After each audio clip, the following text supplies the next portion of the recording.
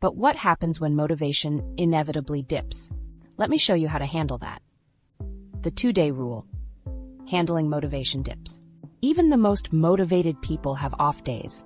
No matter how strong your identity is, your motivation will naturally go up and down. This is something I had to learn the hard way. I remember when I first started running. I built this identity as a runner, and for a few weeks, everything was great. I was getting out there consistently, feeling good about myself. Then one morning, I just didn't feel like running. At all. The thought of putting on my shoes felt impossible. So I didn't run that day. Then I didn't run the next day either, or the next. Before I knew it, 2 weeks had passed, and I was back to thinking, I guess I'm not really a runner after all. This is where most motivation strategies fall apart. They don't account for these natural ups and downs. They assume you'll feel motivated all the time, or that you just need to push through when you don't feel like it. But that's not how our brains actually work. The 2-day rule is a simple solution. Never miss your identity-aligned actions for more than 2 days in a row.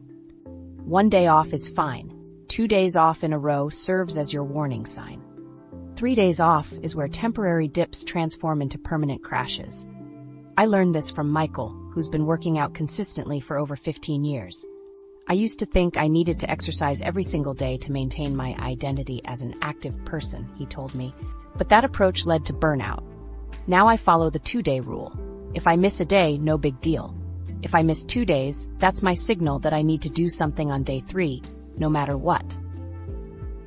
When you feel the motivation dip coming on, remember, a small step today prevents a crash tomorrow.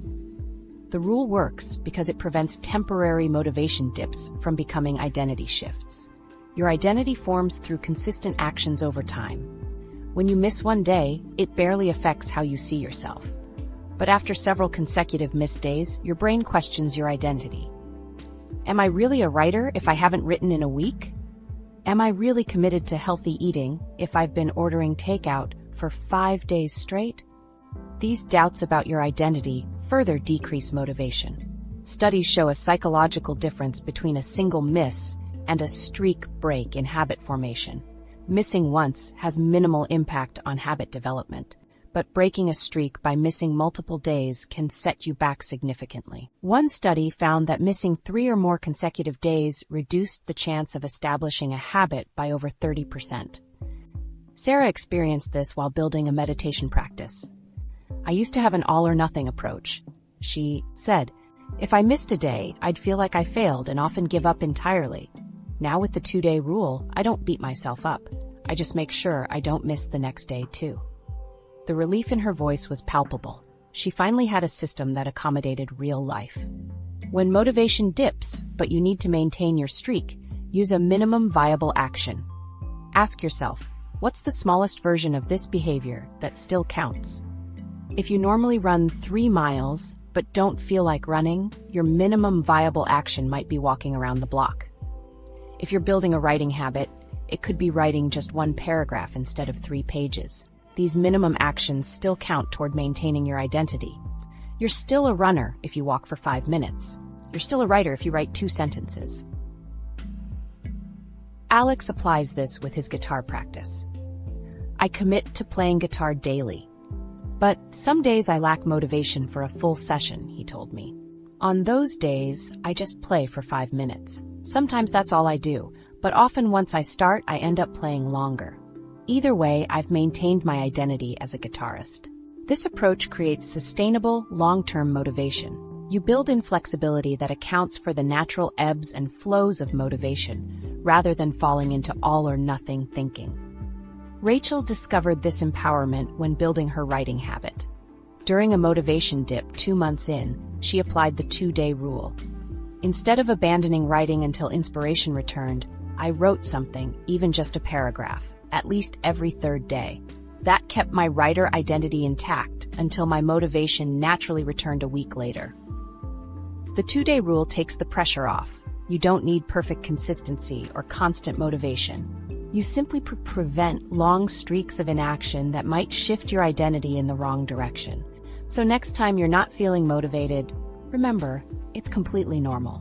Don't beat yourself up. Just make sure you don't go more than 2 days without taking some action, however small, that aligns with your desired identity.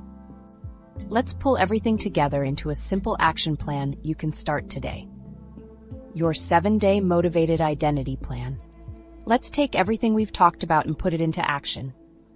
I want to give you a simple 7-day plan that builds your motivated identity step by step. This isn't about changing your entire life overnight. That never works. It's about making targeted changes that create real results fast. Most people try to transform everything at once. They decide to work out every day, completely change their diet, wake up at 5 a.m., and start a side business all at the same time. That approach almost always fails. It's simply too much change at once. This 7-day plan focuses on one thing at a time, building each element of your motivated identity day by day. By the end of the week, you'll have a complete system that makes motivation feel natural rather than forced. Here's what you'll do each day. Day 1, identity reflection, 15 minutes. Define who you want to become, not just what you want to do. Example, I am an active person, instead of, I want to exercise more. Like planting a seed, Sarah defined herself as a person who expresses creativity daily, rather than just having a vague goal about creativity. Day 2, select small actions. Choose one tiny action, under 5 minutes, that expresses your new identity. For a reading identity, reading 1 page. For fitness, a 5-minute walk. Think of it as lighting a small match that will eventually build a fire. Mike chose watching just one educational video daily to build his learning identity. It seemed too easy, he told me, but that's why it worked. Day 3, adjust your environment. Make one physical change to your space that supports your identity. Make one social environment change that reinforces who you're becoming. Like a gardener preparing soil, Lisa created a meditation corner in her bedroom and joined a text group where friends check in after meditating, making her practice more consistent. Day 4, shift your language. Identify 3 phrases you commonly use that undermine your identity. Replace them with identity-affirming alternatives.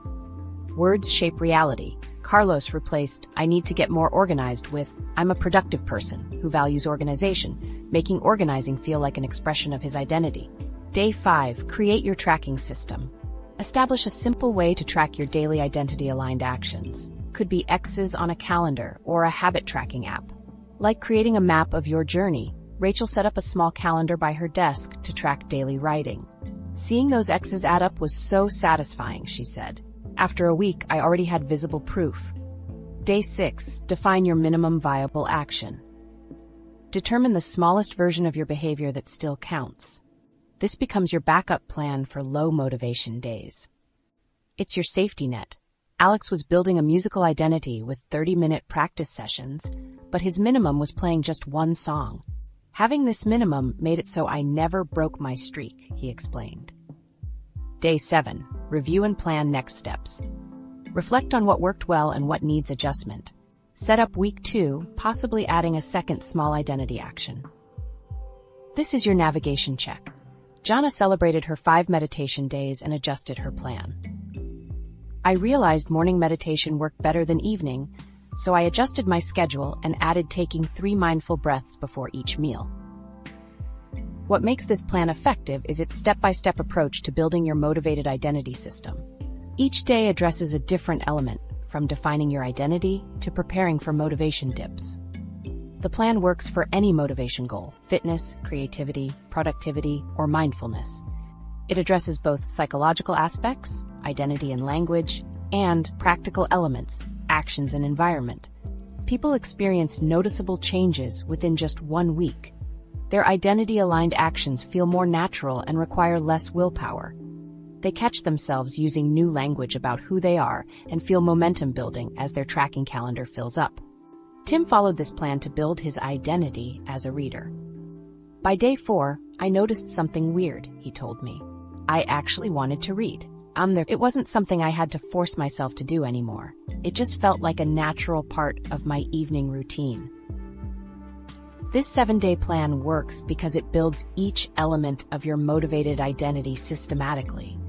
Instead of forcing massive change through willpower, it creates conditions for motivation to flow naturally, transforming motivation from something you generate into something that expresses who you truly are. Let's wrap up with the most important takeaway from everything we've covered. Motivation isn't something you find or force. It's someone you become. When you build your identity through small actions, the right words, and a supportive environment, you transform motivation from a struggle into something natural. Your next step is simple. Choose one small action aligned with your motivated identity. Perhaps reading one page, walking briefly, or writing a paragraph. Consistency will shift your self-perception. Like James, who went from avoiding books to reading daily, building his identity as a lifelong learner. His transformation started with just 5 minutes each morning,